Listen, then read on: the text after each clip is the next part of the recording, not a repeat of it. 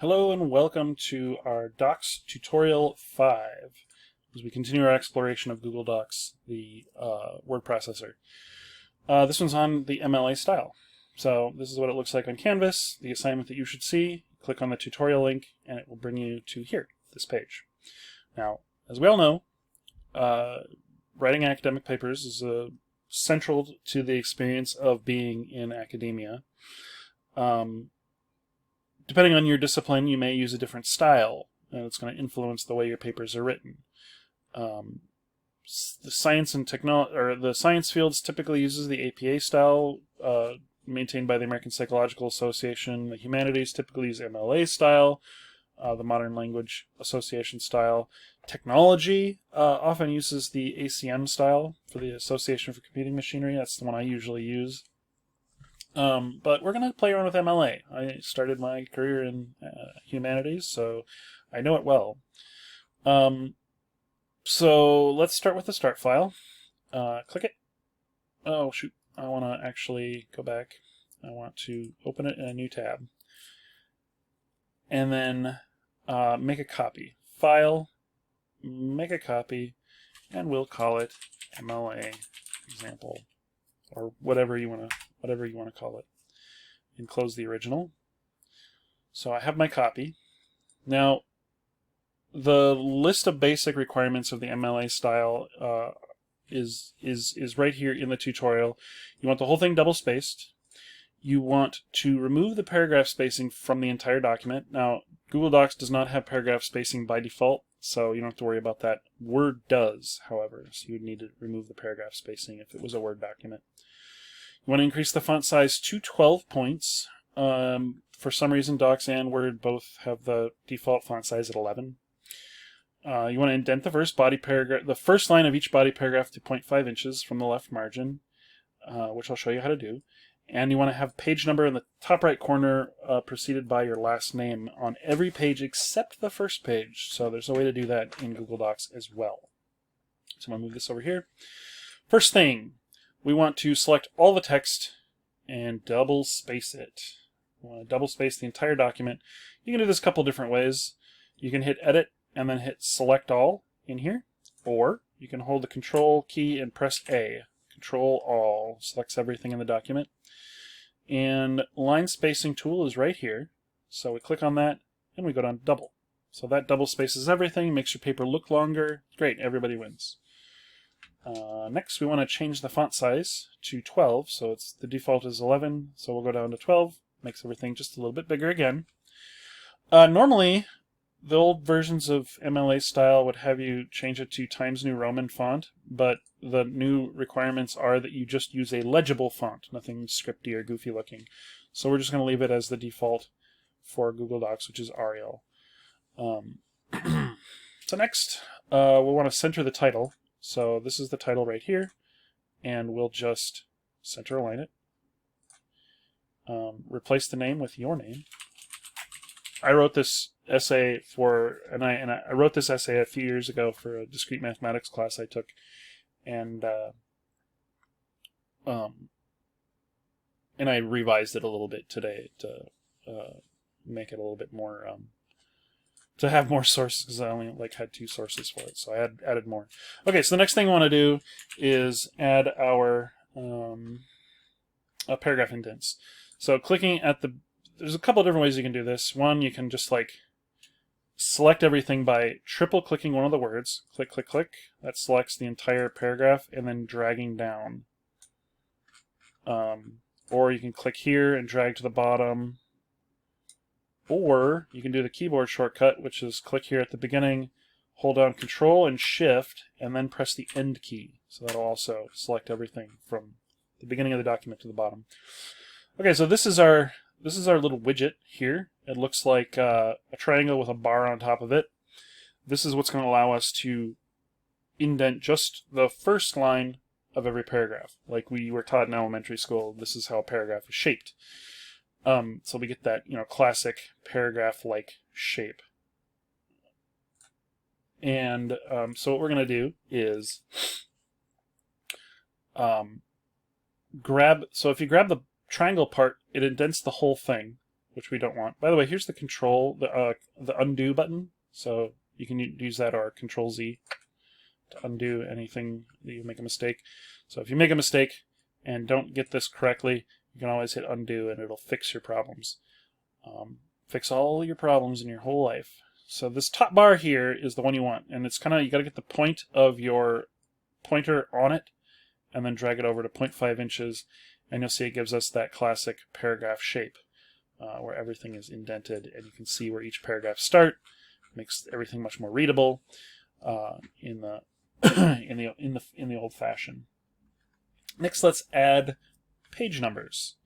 So we go to Format and we go down to Page Numbers, and this cool little dialog shows up. We want our page numbers in the header. We do not want it on the first page, and we want to verify that it's starting at page 1. And you hit Apply, and then you won't see anything on the first page. This little check mark here says different first page, but you will see it down here on the second page. Now, if it doesn't automatically have you in the header, you can just double click right next to it, and that'll move the insertion point here, and then you're editing the header. And type your last name and a space. And then check it out. So I have nothing on the first page, last name, page number, last name, page number. Easy as pie to add a page number. All right, so that's the basic formatting. That's done. The paper is essentially finished now. But we need to add our citations, because there's a few citations in here that we're going to need. We're going to do this with the help of an add-on. Normally, I wouldn't do this, but I do think you need to know how to expand the functionality of Google Docs, because that's kind of part of the appeal of using it, is it's really easy to add and install add-ons that expand its functionality. So here's how the interface works. You go to the add-on menu and you say Get Add-ons. We want the add-on EasyBib. It probably is going to be the first thing. It'll probably be on the first page, but if you don't find it there, you can just type it into the search bar at the top and it will give us the add-on that we want. You click on it, you'll get a big blue button that says Install, so we click Install. It'll give you some warnings and say, okay, blah, blah, blah, and it'll ask you which account you want to add it to. I want to add it to this account.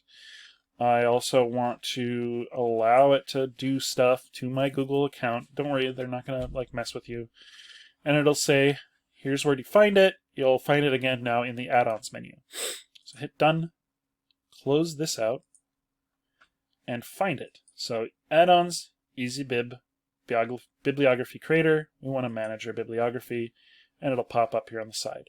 Now, I cannot vouch for how accurate EasyBib adheres to the MLA style, but from everything I can tell, it's pretty okay.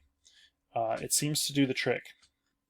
I don't recommend using it if you have more complicated sources. As you can see, all it has is website, journal article, and book. That's not a very comprehensive list of possible citations. But if you look in the text at the bottom, there's a link or two that recommend other citation generators that can really help you out if it comes to that. Now, in the text, you may have to scroll down to find these sources. It has the ISBN numbers for these. You can type them in by hand. You can find them in the text. The first citation we want is this right here. This is a quote from a text, and we want to add an in-text citation here. We'll have to manually do that, but we do want to find we want to generate our citation first. So it is the following ISBN number: 978-023-105-1460. Search. So there's a book about Herman Hollerith, the guy who basically invented the practice of data science, information processing. And he was the founder of the company that would eventually become IBM. So this is a book by a guy named Jeffrey Austrian. So that is the name we need for our citation. So we put it here. If you remember from MLA citation lessons in English, it's the last name of the person, usually followed by the page number, but I don't actually have a copy of this book anymore, so I don't know what the page number is. So I'm just going to put his name there in parentheses for an in-text citation. So right here. The next one, we want to add another source. We want to add the following. And again, this ISBN number is in the text. You can find it there. 978-026-251-2824. Enter. So there's a book on the history of the IBM Corporation. And we'll hit select on the first result. And then it'll load into our bibliography. And you can see now I have 2 bibliography entries, all nicely created with the right formatting and things like that. This in-text citation goes here at the top of, at the end of this paragraph on page 2. So we want, I don't know how this guy's name is pronounced, Pew, I suppose, like Hugh. And there's our parenthetical that makes sure we're not plagiarizing anybody. Finally, the article that this kind of inspired this paper when I wrote it is called The Rise of Big Data, and here it is. So if you keep it on book and type The Rise of Big Data in the search bar, exactly like this, and then hit search, it's near the bottom. Here it is. The Kocher, Meyer, Schoenberger text is the one we want. So how it's changing the way we think about the world. So we hit select, and boom, it will add it to our bibliography right here, and it even automatically alphabetizes these, which is neat. And I'll show you how to insert this at the end. Where was that citation? I think it goes near the bottom of, this sentence here that ends with the words money and time. Kocher, and then Meyer, Schoenberger is the parenthetical citation, the in-text citation. Finally, we'll go all the way to the bottom of the document. We're going to insert our bibliography. MLA style says that you have to have it on its own page. So you can hit Insert, Break, and Page Break, or the hotkey is Control Enter. Creates a new page. So right down here. And then here it is, the moment you've all been waiting for. Add bibliography to doc. Just click it and watch the magic happen. Boom. Perfectly formatted, hanging indents, works cited page. Easy as you please. So I can't necessarily vouch for the effectiveness of EasyBib. I do know that if you have very simple sources, books and things, anything that's cataloged on World Catalog or WorldCat, you may have it may help. It may do exactly what you want it to do. Very simple book or journal article citations will be fine, especially if they have DOIs. If you're looking at academic papers, they usually have a document identification number.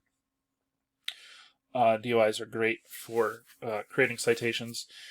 But if you want something more sophisticated, more feature-rich, there's citation generators like Zotero, which is really, really powerful, but also more complex and requires some would require an entire tutorial in and of itself. So I leave that to you to explore and discover other ways of generating citations and bibliographies. And if you get to this point, you are done, and you should submit it to Canvas. Thank you, everybody, and we'll see you next time.